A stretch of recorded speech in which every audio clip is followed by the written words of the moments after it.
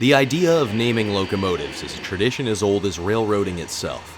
In the days of steam, engines were often named after distinguished people, from railroad executives, wartime generals, master mechanics, and locomotive builders.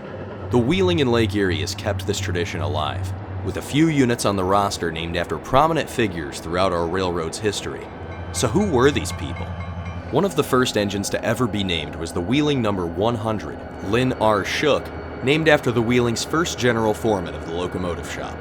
He was among the most experienced mechanical personnel back in the early days of the company, dealing with used and abused motive power inherited from the scraps of other railroads.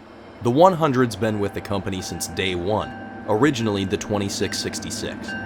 The unit was named after its rebuild, and Lynn played a vital role in upgrading this locomotive with a full mechanical refresh and state-of-the-art electronics for the time, replacing miles of frayed wiring original from the 1960s.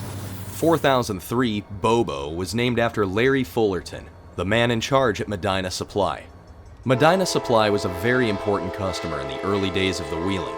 We needed all the business we could get, and the engine was named as a thank you to Mr. Fullerton. 4003 used to regularly service Medina Supply, but these days it almost exclusively toils around Brewster Yard. 111 is the W.J. Holtman, named after William Holtman, president of the Rio Grande and a personal friend and mentor of our visionary leader, Larry Parsons.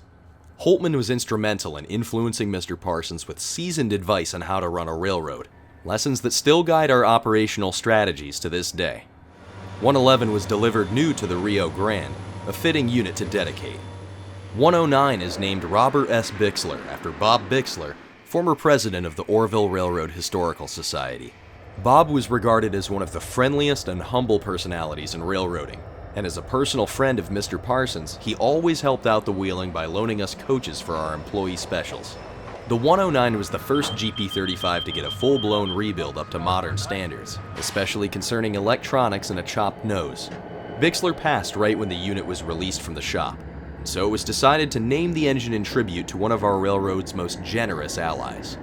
6383 is named the J.J. Gonzalez after Jimmy Gonzalez, a former Rio Grande employee and another personal friend of Mr. Parsons. Gonzalez was an invaluable engineering consultant, having worked his way from track laborer to foreman, roadmaster, and eventually senior assistant chief engineer for the Union Pacific. When new management came to the Wheeling in 1992, Mr. Parsons recruited Gonzalez to use his expertise to improve our ailing physical plant, and the current shape of the railroad is a tribute to his vision, while the locomotive bearing his name rolls on.